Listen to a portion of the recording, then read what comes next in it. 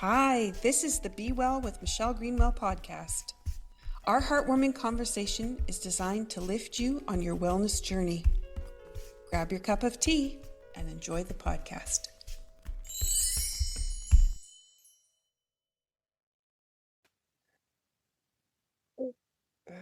Welcome to a brand new trilogy. It's the Be Well with Dr. Michelle Greenwell podcast, and we are turning our focus now to understanding body pain. Over the next 3 episodes, we're going to explore the wisdom of the body. Specifically, we're looking at the hands, the wrists, the elbows, the shoulders, the relationship that happens between them, and uncover how pain can be a messenger guiding us into a deeper awareness, for balance, and for self-care. In this series, we'll explore tools and concepts that you might already be familiar with if you've listened to the previous trilogy that we've just finished, and that was Beyond the Physical. That series introduced you to bioenergetic wellness, to energy activation, muscle monitoring, biofeedback, and prioritizing your self-care. And by building on that foundation, we're now going to focus on using those ideas within the physical manifestations of pain and how to understand the messages your body is sending you through specific regions. Today's episode, Hands, Wrists, Arms, and Shoulders, is all about listening to the signals in the upper limbs from tension to pain and understanding how energy, muscle, and organ relationships influence our function. That comes from Chinese medicine. And we'll explore how these areas reflect the larger system of the body and how small interventions can actually create significant relief and changing restoration. So joining me today are my trusted guides in bioenergetic wellness. We have Kate Montgomery. Hello, Kate. Thank you for coming back. Thank you. And hello, Denise. Nice to have you back. Pleasure to be here. So both these ladies have years of explorations in the field and have worked with many, many different clients and organizations and groups. And they're going to be bringing their expertise to us about what they know about pain and bringing that forward. But before we can get started, everybody knows that I'm going to ask about what you've got in your cup so we can make sure we start the healing process for those of you who are listening, because this podcast is all about making sure you get a treatment too. So Kate, what have you got in your mug today? Well, I'm going to use my same dragonfly mug, but I did chai tea this time. So Beautiful. I like the flavors of cinnamon and nutmeg and everything. It just is a warming. We're getting chilly. So I wanted something warm and makes me feel great. I like it. And that's really too, when we move over to baking, where we start to make more of those muffins that have those same kinds of pieces in them, or desserts. And so as people are listening, thinking about this extends beyond the cup of tea and to where we're going. So perfect. Thank you, Kate. Denise, what have you put into your mug? I have the Cape Breton tea Highland Splendor. I love how it smells in the package. When I open it, it just goes, woo. And you encouraged me to try this one, even though there was creamed Earl Grey and I'm going, I can't do black tea. It turns out that you have just enough to give me that little perk without throwing me overboard, blended with everything else in the cup. This just makes me feel great whenever I drink it.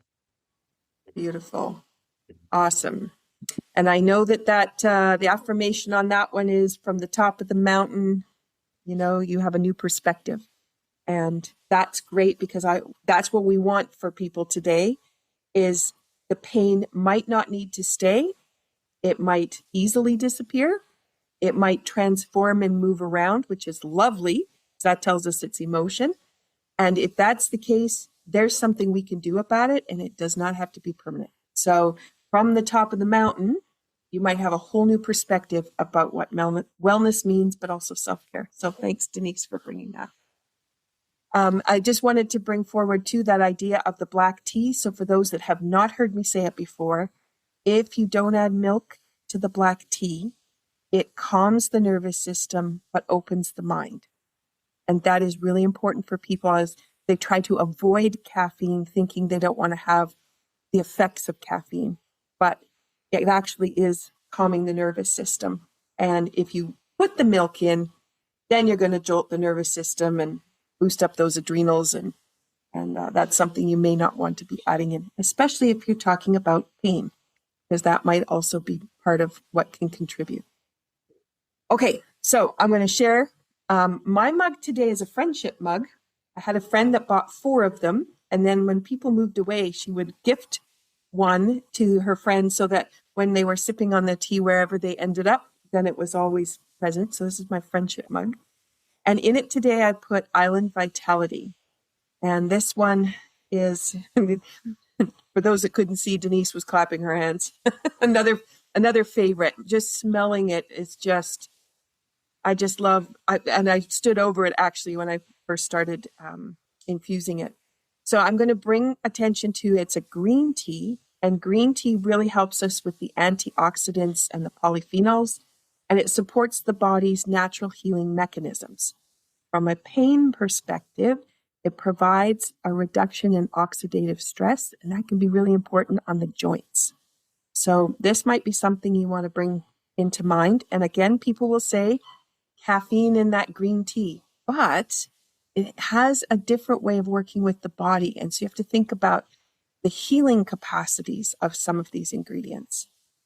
Green tea also is for clarity, balance, and calm, giving the body a gentle, powerful foundation to help release tension and restore harmony. Also important for pain relief.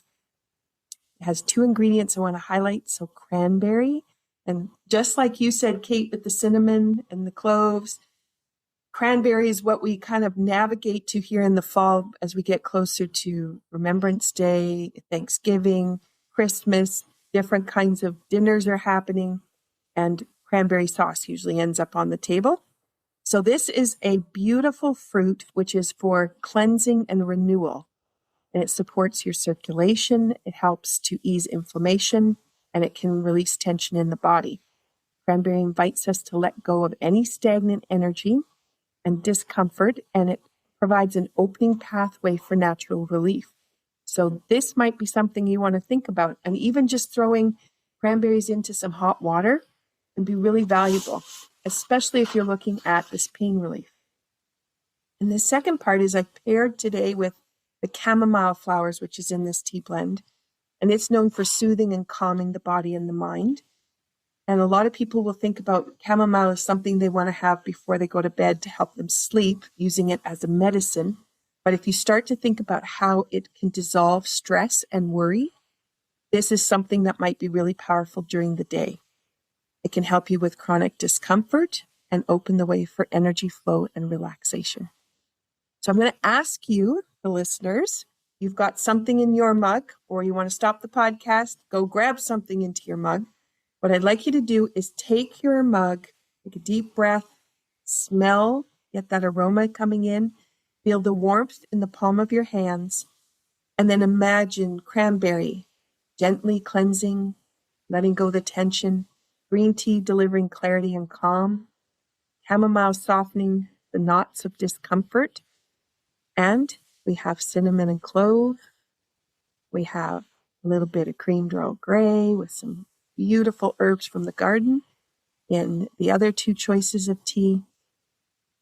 And the affirmation for this is be inspired by the power of nature that surrounds you, relax and ease into your healing. And that's what we want to bring to you today as you go through this podcast and listen to what we have to say. When we release the tension, a lot of pain disappears. And some of that pain might not need to be sitting with you. So cheers, ladies. Cheers. Cheers. All right. My long introduction, but everyone is set up for a healing session now. So let's talk about pain.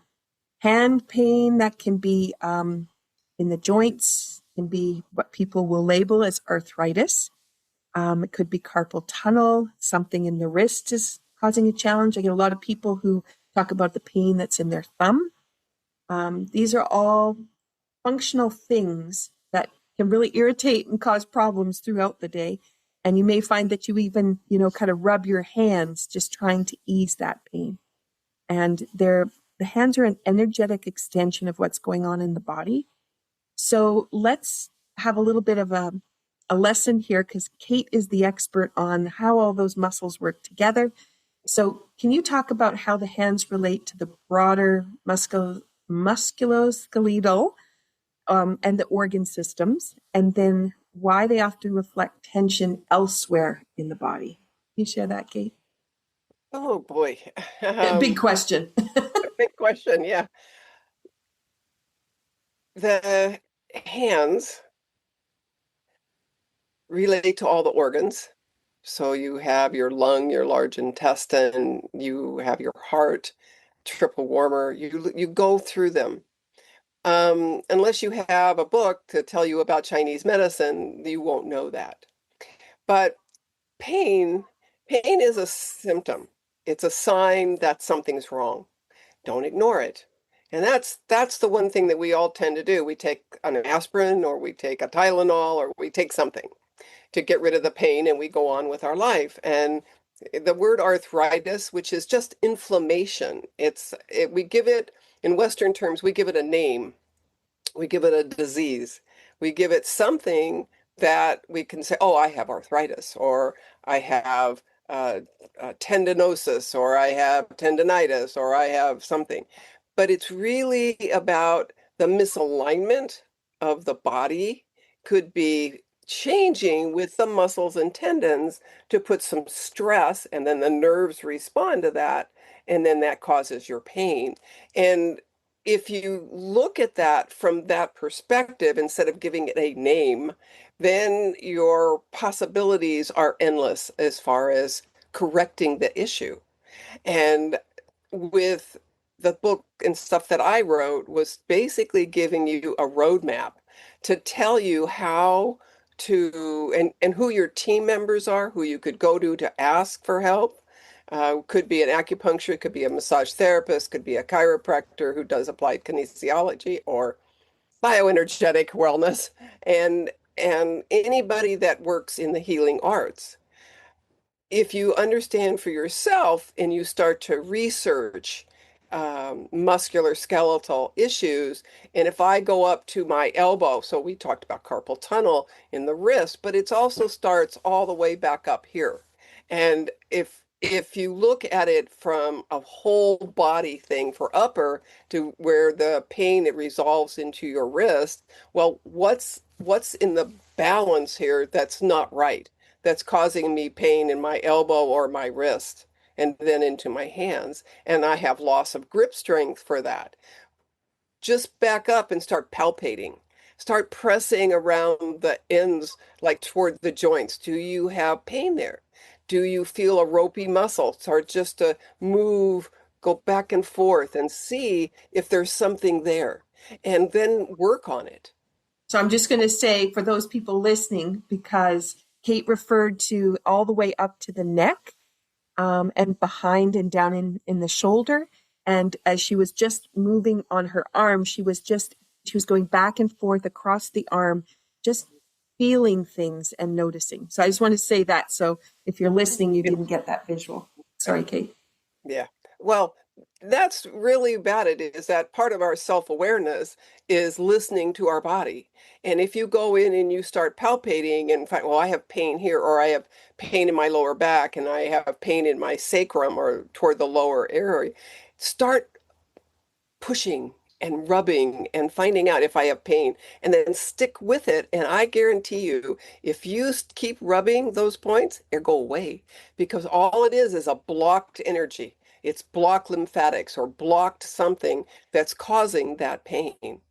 So those are some good points. Just know that don't be afraid to touch. Just do it. Mm-hmm. And I think that's one thing that when we have the pain, the reflex of that is I'll rest it and I'll baby it, because I'm not going to move it very much. And you might rub it, but you'll be very gentle, right? Oh, yeah.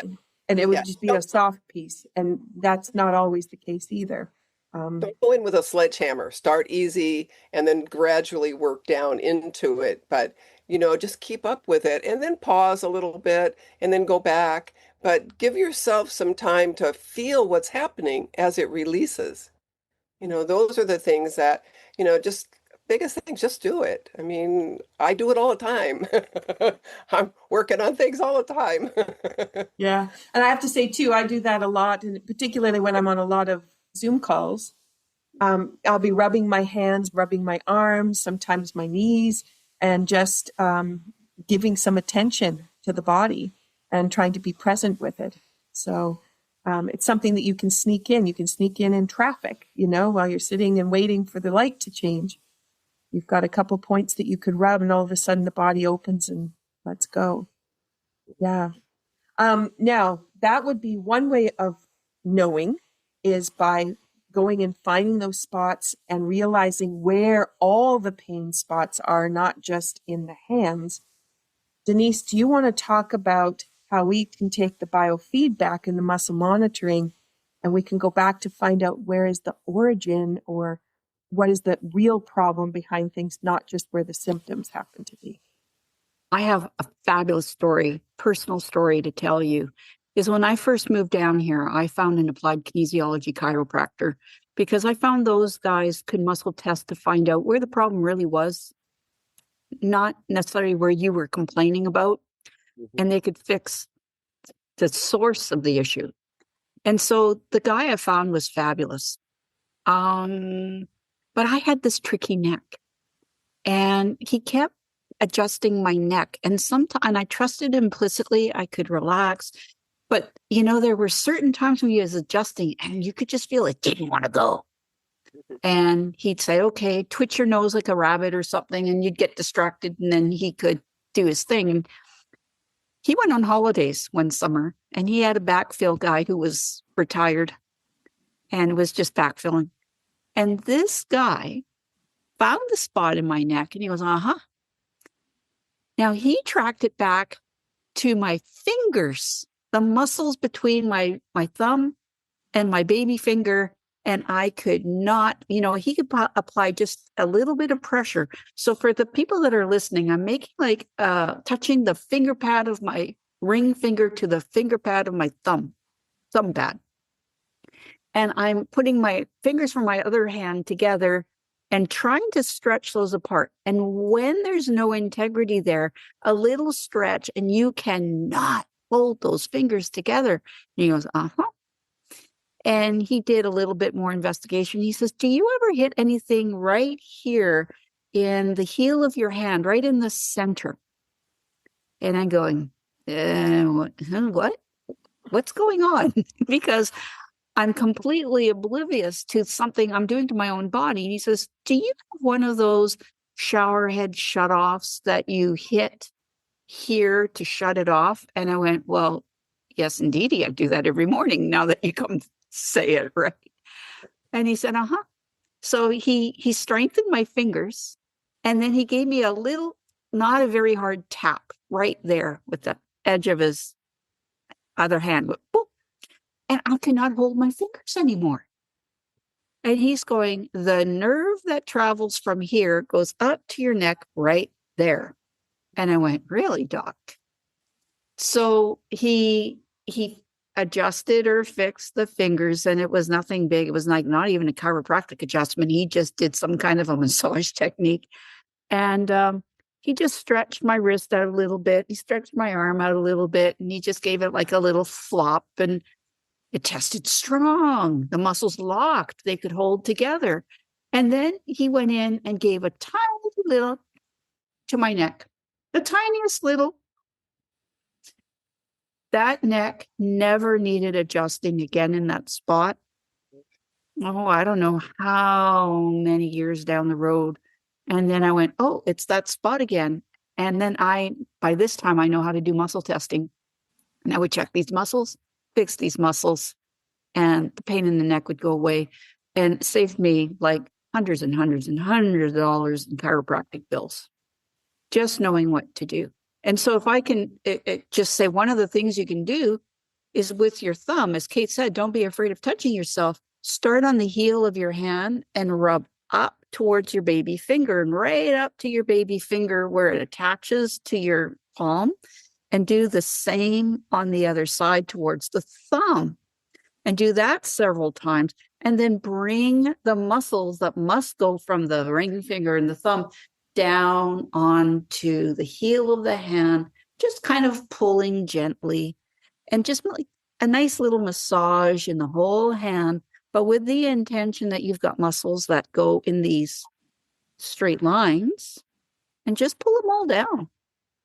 And every time I feel a little bit of tension in that one spot, that's all it takes to fix it. So I never would have known that without muscle monitoring, without the chiropractor mentioning it to me. And I share that to people because so many people have got that tricky spot right in the middle part of their neck. Mm-hmm. It might not be the neck.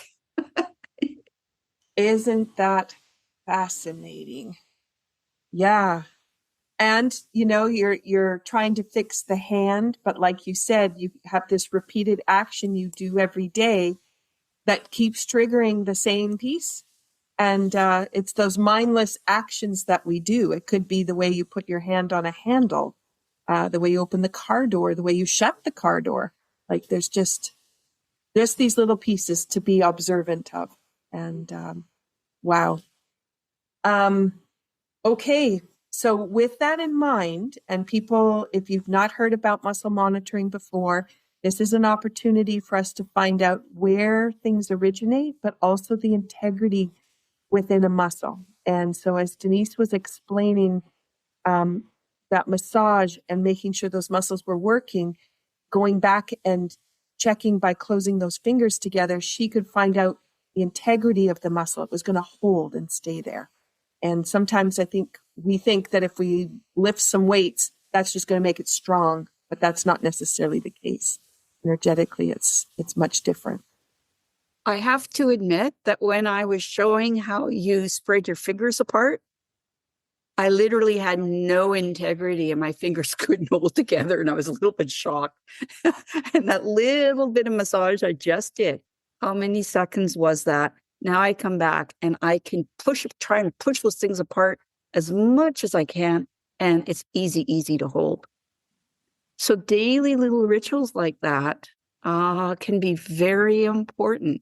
Like I can write, I can type, I can pick up my mug of tea. I had no awareness that those muscles weren't actually working properly. Those two little muscles together. Mm-hmm. So thanks. I got a little healing today. Let me check the other hand. Yeah, it's good. And that leads us to another piece, which is also important, is you could rub your hand and it feels good, which is great. But you need to know why you're rubbing your hand if you want to change something. So that's where doing a muscle test where we're finding out how is a muscle working, and then going back and rubbing and then going back and testing again, the body knows what you're doing. So it has a relationship between those muscles and the rubbing that you're doing. So that's one of the benefits of having an education like we have coming through the Touch for Health system, is giving you that information that you can apply so that you can have impactful changes. Otherwise, you could massage all day your hand and it would work for a minute, but it wouldn't stay. Yeah. Could I interject a story? Yeah. Louis, what Denise was saying. A long time ago, I had a very famous musician come to me, and he played the piano. He was a rocker, very good rock artist. And he had lost the use of one of his hands, and he'd had surgery, but it didn't work. And I happened to find him at NAM, National Association for Music Merchants in LA, and he came to me down in San Diego, and I did what I knew how to do, but we were better, but we weren't there yet. So I took him to a chiropractor friend of mine, Bill, who had studied under Dr. George Goodhart. So he was really one of the best AK docs that I could ever find. What was interesting about it, and I was there, and he told my friend to bring his keyboards with him. And so we were there for about 4 hours. And I watched what he did. And then he said to him, this is what was so good. He said to him, "Did you ever hurt your ankle?" And he said, I know. And he said, and so he sat there and he thought for a minute and he said, when I was 10, I fell in a hole playing frisbee and I sprained my ankle. Now, none of it had really come apart until he got older and then all of a sudden his one arm hand wasn't working as well as it could, so he couldn't really hit. It was mostly his little finger too that couldn't stretch. And so Bill started working on the nervous system all the way to the foot. And in that 4 hour time frame, as he started playing, then Bill would do his thing, and then the musician would start playing his keyboards. He said, "Play, I want you to." It was so amazing to watch his little finger start to move. And then he got faster. For every time Bill did something to him and rubbed a point, and it wasn't in the hand, it was somewhere else, but his fingers started moving, and then he started rocking. And he was just like, wow. So it was very interesting to watch him come alive because he knew then he could play, but it all based back to when he was a kid and he fell in a hole and sprained his ankle. So again, what Denise said, a lot of your pain or something that happens to you, think back. Could it have happened somewhere else and had caused something to multiply years later, even? So that's, you be your own research assistant and start thinking, what did I do way back when that could have caused my hand not to work anymore? And I remember when he went on stage and I was there and he said, "That lady out there and that guy right there, my hand works." And it was so amazing to watch him pound the keys and go for it. But it was because of muscle monitoring and tracing where the nervous system had let loose and had not worked again. So, yes, thank you, Denise, for the story. It was wonderful. Well, Michelle, I'm taking over because I have one more short story. I am, I don't know, 10 months or so after a shoulder injury, big shoulder injury. And I'm on Zoom with somebody and they're talking about this or that. And I'm going, oh, the muscle that's out of balance is here in between the elbow and the wrist. Let's check a few muscles. And I'm going to have you do these motions. And I know it sounds a little wild, but we can actually tap in through quantum physics or something. And I'm going, I think there's something wrong when you make this motion. And, there's a motion of the elbow, there's a motion of the wrist. And I'm checking on my own hand. And I'm going, works great on this side, doesn't work at all on this side. Whew. Again, completely oblivious because at the time I'd also had a concussion at that time. And so I wasn't really connected. But what was amazing to me is as I was coaching her what reflexes to rub on herself, because I'm just on Zoom going, rub here, do this. Now do that motion again. I'm doing it for myself. And the pain I was holding in my shoulder, 98% gone. Then I'd had naturopathic, applied kinesiology doctors, chiropractors, other people supporting me. And I'm just going, there's an impingement. There's something going on. It's just not right. And I had an aha moment when I did that for that woman. And I can't remember who it was. I'm so sorry because, again, I had a concussion. Excuse me, I might not have been totally with it then, but I know muscles. And what I learned is the physio, I had assigned myself to pick up a plate out of the dishwasher, lift it up, turn it around and put it up in the cupboard right above the dishwasher. Because they told me you don't need physio. And I'm like, come on, I need physio. I need to build up, So I assigned myself this motion to get things moving. And I understood in that moment, there's book learning and then there's the aha in your own body.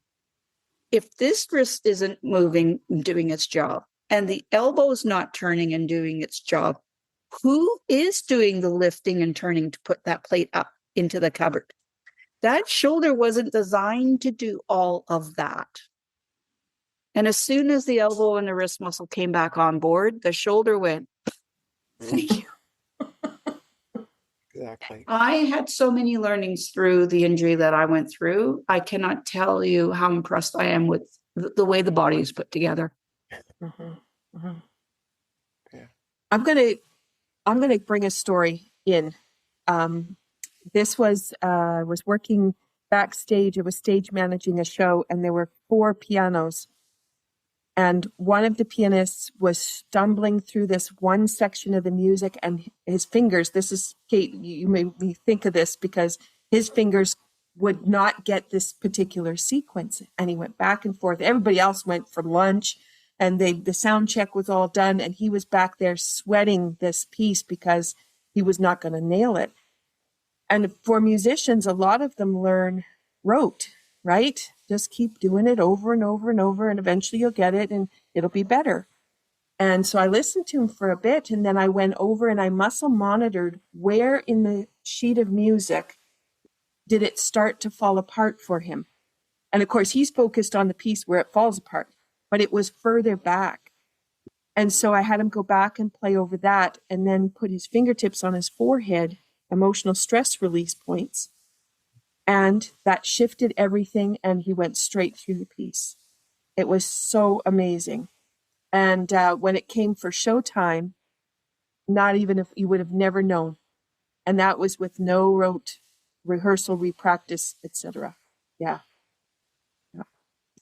Okay, these stories are, I know, so inspirational as you're listening and what happens. And the thing about, when people say evidence-based, it needs to be evidence-based. Everybody is so different. The background they bring, the reasons for the way the body set itself up is unique, because we are unique. And so the evidence-based is, as we're telling these stories, see how this puzzle unfolds. And that's the beauty of this, is that it's when you can find the pieces to the puzzle, everything just works right. And that's just so beautiful. And we have different ways of getting there because of the unique ways that we can work. Okay, so let's dive into the next piece, which this is my favorite about Touch for Health and Chinese medicine. This I just love. The relationship that was established that happens between the muscles, the meridians, and the elements. And when you have an understanding of this, you can understand emotions, and you can understand how systems work with each other. This is a big thing to try to, bring into a podcast in one segment. So, but Denise, do you want to bring a little bit of understanding to the relationship and who brought that relationship forward? This is a huge subject. However, let me step it down. First of all, the listeners might not be aware of what's a meridian. So that's an energetic pathway that flows through the body that has been proven with science. They'd inject people with radioactive dye and go, look at that. If you can get that radioactive dye into the meridian channel, which is the width of a hair, so very, very tricky to do, it follows this predicted pathway. And look at that. It follows the pathway the Chinese laid out on these diagrams over 3,500 years ago. So this is absolutely science. In fact, in the Vancouver General Hospital, there's a whole pavilion for acupuncture. It's, you could go there and go get acupuncture done. That's about as scientific as okay, the hospitals are using it. And meridians in Chinese theory are paired in groups. And it might make sense to some to go, oh, like the wood element. I've heard of the elements, fire, earth, metal, water, wood. That's woo-woo, yoga stuff, right? It's well, no, that's a model of how energy moves through the body and how one gives rise to the next element, and that gives energy to the next and the next. And it's a beautiful cycle, much like the seasons, spring, summer, autumn, winter, back to spring.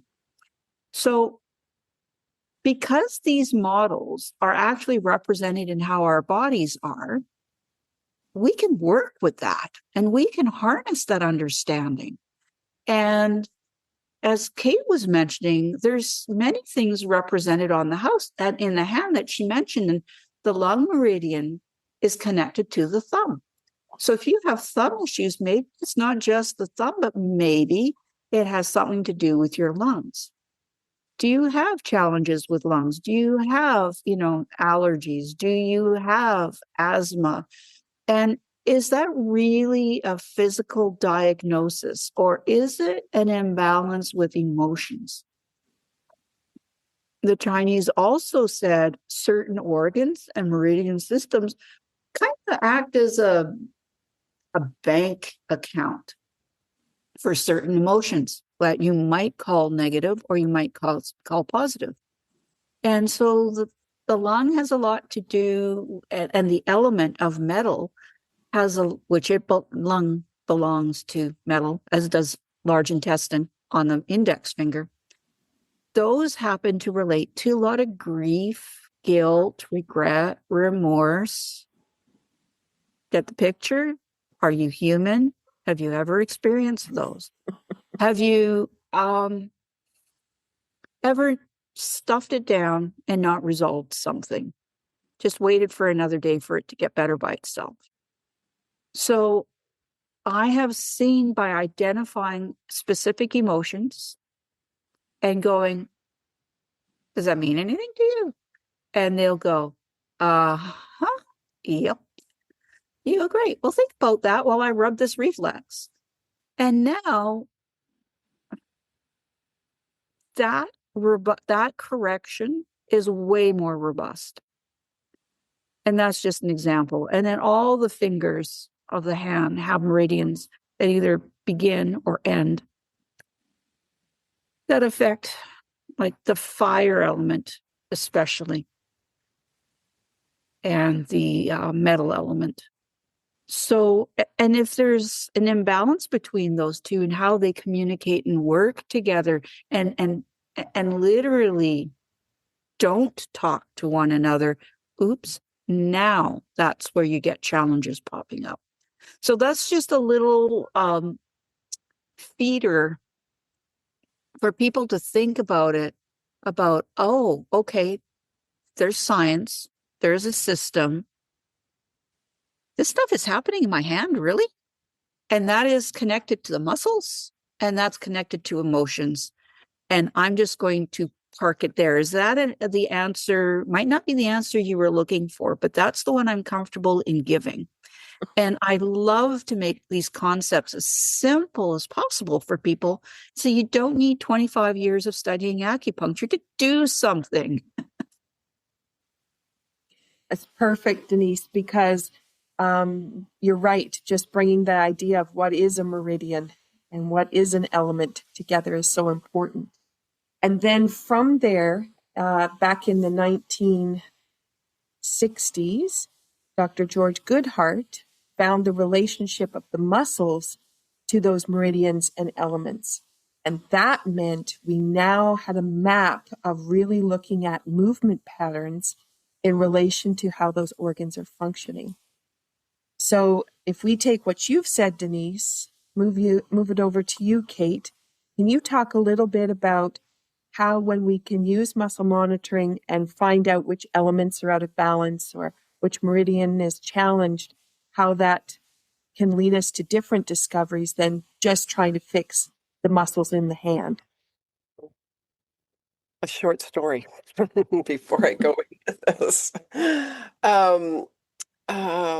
I was getting ready to publish a book, and I decided to celebrate. So I went and did zip lining. I was in North Carolina, and with me in this group was a woman who looked great. She looked wonderful. But then a few weeks later, she called me and she says, "I'm told I'm going to die in a few months." And I said, "Really?" So she said, "Can I see you?" So she came, and I started muscle testing, muscle monitoring, and finding out, okay, well, what's really out of balance here? And so I started everything. I just went through all the muscles. I looked through the meridians. I looked through everything. And liver came up. Okay. So I thought, well, are you worried about something? What are you concerned about? Well, obviously, I was told I'm going to die. So liver, gallbladder, and that. So I went through and I just did a full balance and I started rubbing points. But then I did the the emotions. Of course, we have worry when we have I'm going to die. I mean, name the gambit of I've just been told I'm going to die, but yet I feel okay. And I'm not to say that that can't happen, but as I went through and reset things and rubbed points and showed her things to do, there was a metamorphosis that just happened after 2 hours. And she walked out of there feeling great, that better. Not that she didn't be when she came, but she said it was a shift. And so I saw her for once a week for a month. And she did some blood work. She went back to the doctor and they did some blood work, and he couldn't find anything wrong. There was nothing that showed up anywhere.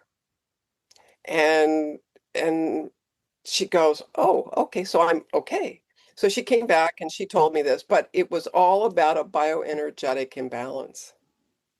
And don't let what people tell you um, be the end point to anything. The combination between Western and holistic and bioenergetic is important, but you also need to have a grain of salt when you look at everything and don't stop there. I know in me personally, um, I do that all the time. I look at something, but then if I'm okay that way, what else is going on? So we did the emotions, we did um, the elements. We went through everything, and we ended up, finding all the imbalances and wiped the slate clean. And she got her homework, and she got the things that she needed to do to rebalance. And today, this woman is still she does sit down bicycling, and she's still to this day out there riding a bike with her partner, and she's not gone yet. So don't let people tell you something that you might have a way out of it if you find the right people. I search all the time for the right people. It may not be this one, but it might be another one. So this science that Denise has just described is real. When Dr. Goodhart found that there was this relationship with the lymphatic system to the organs, but so did Dr. Bennett back in before that in the 30s, and found that the neurovasculars, which are in the head and around the knee, that related to organs and glands and things. And then Goodhart looked at Bennett's stuff and found that well, maybe there's a relationship here. And that came about in the 50s. So never stop looking. There is a reason and there is a science. It's all been proven to this date, as Denise has said in our prior podcast and then today. So, that's what I want to say. Just don't stop looking. Mm-hmm. Beautiful. And when we have this opportunity that we can go into an organ system and find out that, yeah, I do have some grief sitting there and I do have something I want to resolve, and then you resolve it. How lovely is it? You get up and you can walk around the room and you have a different body moving. Yes. And like Denise with that shoulder, right? That shoulder just all of a sudden it's moving and doing exactly what it's supposed to do, completely supported by everything around it. Yeah, it's just so beautiful. Okay, so we've done a little bit then into the background of some of the relationships that happen.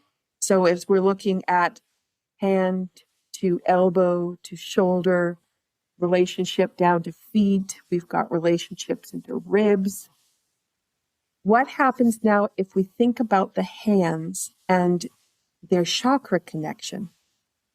And this is an opportunity for us to look at the energy center that's in the palm of the hand, which is a little bit different than the meridian lines and their links to the muscles and then the links to the organ systems. But there is an expression that comes through with the chakras as well. So, Kate, do you want to take us down this a little bit?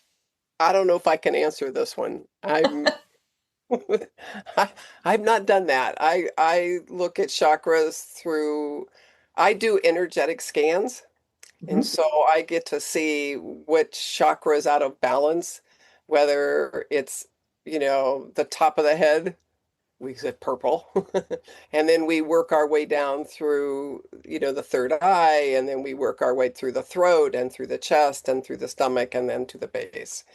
And I look at scans on people. And then for me, I scan. I have the ability to scan a body. Might sound woo-woo, but it's not. It's like, can you feel your own energy field? So one of the things that we learned in school was if you take your hands and just rub them really tight like this, rub them firm, and then you just form the ball. Start to feel the energy around in this. So you can take your own hands and just go down around your body. And where do you feel a black hole? Do you feel a hole here? Do you feel here? Does this feel that it's not enough energy? And I look at that. I look at where is that energetic feeling gone or not as 100% as it could be. My heart. So if I look at my heart in my chest, what emotion goes with that? Am I feeling loved? Am I having grief of loss or anything else? Where is it right here? So I do things esoterically a lot. And so I've honed myself that way so that I can tell immediately what's going on. I ask people when I'm muscle monitoring to put their arm straight out in front of them and then on their chest. And then I test. If the fingers come apart easily, where's your boundary? Where in this line of energy fields are you not present? Are you not feeling? Hands of Light is a wonderful book to look at this because you see what she is showing in those different fields, whether it's physical, emotional, and mental, and you can see, but you can scan yourself, do the ball, like energy, like take the energy ball that Denise had last time, and see how the energy works. And start working on yourself and feel those energetic things through the chakras so that you can turn on your stomach, your heart, your throat for communication, through the base for your stability, and through your head so you feel and hear emotionally how everything's clearing. That's what I do. And so I look at, do you have anything here? And then if I put your arm straight out in front of you and I test, is there anything there? And there's no boundaries. When people don't have boundaries, these chakras go down. So emotions change things. And there's depending on your emotional status and how you feel, if they're in a negativity or a positive or whatever is going on, how can you clear that? I do figure eights. I do what we call fuzzy dusting, just fuzzy dust off the energy, off your body. Those are just simple things that you can do. The relationships of opening up the chakras open up the meridians. They open up the channels that we need to have bioenergetic flow. When you don't have 100% flow, then a pain may set in. And that's what you're trying to do, is how do I correct and diffuse these things by just fuzzy dusting or marching in place so my right arm goes to my left leg instead of left, left, right, right. Test yourself to see these things, and then these chakras will clear and you'll be able to take a deeper breath. Use your diaphragm. Take that deep breath and see, can you easily take a deep belly breath? If you can't, then you know that something's locked up in maybe that area. It's a search and discover thing. And so when you go searching, you will find your own answers and be able to aha moments and correct and move forward without pain, without hesitation in the things you like to do. Beautiful. And you referred to Hands of Light, which is Barbara Brennan's book.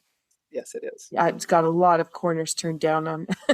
I code the corners of my books. A long time. Beautiful book. If people want to research more about some of the pieces you talked about, and just how powerful the hands are, because they can do so many beautiful things. Denise, do you want to maybe take this a little bit further into, we've got, sometimes we grip things so tightly within our hands and we can't let go. And that can be a symptom too of just us clenching so tight and maybe people not realizing. Do you want to just talk a little bit about that, or maybe you've got a good story that goes with it? Yeah.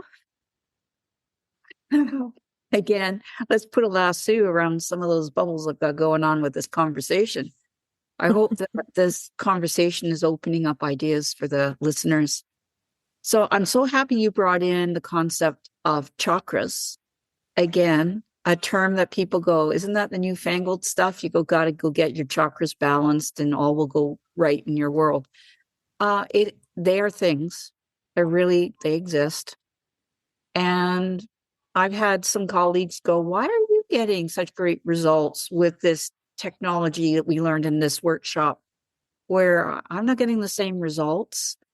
And the only difference I can see is that I've been trained to assess chakras very specifically and to balance them. And so I can find out if the chakra they're usually not closed right down, but they can be really suppressed, or they can be way too out there, which alludes to Kate's conversation about boundaries or not. And they move in certain patterns, and they represent all the elements and all the meridians of the body, all the organs and the glands through the chakra system. The chakras are bringing energy into our body from the universe. And I can get my head wrapped around that without really understanding it. I just go, cool, because I see that it works. So after a session and I've done all the physical kind of stuff or any emotional kind of stuff, I usually just check any chakras that need a little adjustment here to hold the benefits of the work that we've done. And that makes a difference. And I read a book once about a doctor, a Chinese doctor, who went to see a healer, and he went, oh dear. And she's going, what's that? And he had the gift of sight, etheric sight, psychic sight. I don't know what you want to call it. And he's going, I can tell that this week alone, you've worked on people with this condition, this other condition, this other condition. And all this is in your field. It's not yours, but that stuff is resonating in your field. Why are you doing that? And she's going, completely unaware. What are you talking about? Yes, I have. How do you know that? He says, because I can see the resonance of those dis-ease patterns in your energy field. And I'll tell you how that's happening is, as a healer using your hands, you have not protected yourself. And it can be as simple as an intention. What's yours is yours. What's mine is mine. And as we leave one another, our energies disconnect. But he says you're picking up all this energy as you're assessing and helping them heal by taking some of their stuff on. And that's not quite right. And I will never forget that when I got into the healing, and at night I would have the sore shoulder, the sore hip, and I would realize, uh-oh, that's who I worked on today. They had this or that. I don't have it, but why is it reflecting in me? So I very quickly learned to set intentions that I can assist in finding and releasing, and not by taking any of your stuff on, because then I won't be very good for anybody else. And that's my awareness of the palm chakras. I don't work specifically with them very often, but I would love to open the floor because you obviously have a passion for this. Can you tell us more? First of all, I liked both answers that you each gave and the different ways that the hands have meant so much for you. And I think that's really important for people to realize is that they're an expression, and we have so much that we can do with it. So there is the piece about gripping and holding too tight. So for people to really think about that, if they find that they're really stiff, are you holding too tight to something and have you kind of locked into a clench? Or have you opened it so that the hands just aren't really functioning at all because you just have let it all go? Now, sometimes we need to let go, but sometimes we need to, be careful with that. What are you thinking, Denise? I have to interject that you're talking on a metaphorical level, just so that the listeners are clear. It is not about, I hold my purse too tightly every time I go out, or I hold the steering wheel too tightly when I go out. You're talking about metaphorical. Is there anything in your life, any thought, feeling, attitude, behavior that you're holding on too tightly on, or are not gripping firmly enough? And now you're in the whole metaphorical part, which is incredibly powerful. And I could tell you stories about that, but I won't. So thank you for letting me interject to explain a little bit to the people who are listening, who are not part of our world. Mm-hmm. This is not about things. It is about the subtle stuff. Mm-hmm. Mm-hmm. Although I do have to say, if you do grip the steering wheel really, really tight, there is a pattern in there. And I notice myself, sometimes I'm like, oh my gosh, you know what? My thumbs are starting to get really sore. And then I have to go back and think, okay, what's going on? What have I been thinking about? And, what can I do? And if it's a repetitive pattern, then definitely to come and, do a balance and bring everything back into harmony, because that is going to be important. So definitely we have that. And I just wanted to comment a little bit about not taking on things. So that your hands are an expression. And so when you've given that gesture of love to someone or put their hand on the shoulder, you're offering in compassion to that person rather than saying, I'm going to put my hands here. I sure wish I could do more for you. And then you're pulling it back, but your hands being able to express and give out. And so I just wanted to bring that idea also forward. Okay. So we have talked around a lot of things, and people who may have come in with that idea of, I've got arthritis in my hands, we've given a lot of different ideas. So one of the things that you might want to do is take some of the different things we've shared today and explore. Go in and feel those hands, play with them.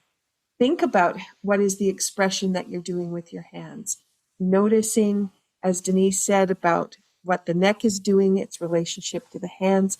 I can say hands and feet are directly related to each other. So if something's going on in the hands, take a look at the feet, because you just don't know. And then you have a new way of looking at things. And I want to bring back, as Kate, you said about arthritis being an inflammation. That's how it shows up in the joint. It shows up as an inflammation. And what I do know from Tai Chi is when you open that circulation up and you get the blood flowing and the systems are functioning well and the blood is nourishing, those hands will change. The pain can change. The color of the hands can change. The joints if they're bright red from the inflammation, that can change.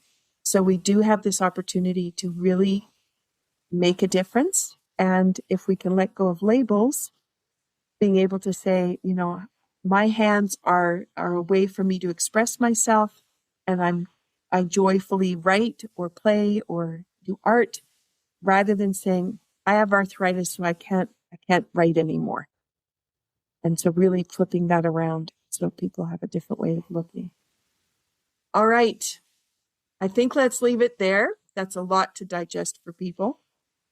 We are looking at episode 2, going to the feet. So I'm sure they're going to bring the hands back up as we start talking about feet and looking at the imbalances, what happens with posture, energy, and vitality. And then we're going to go to the back and the neck.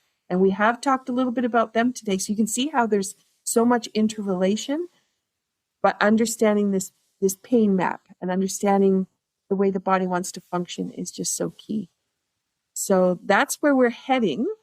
And if you didn't listen to our previous episodes with Beyond the Physical, please go back. You can find it on Buzzsprout, find it on my YouTube channel at Michelle Greenwell.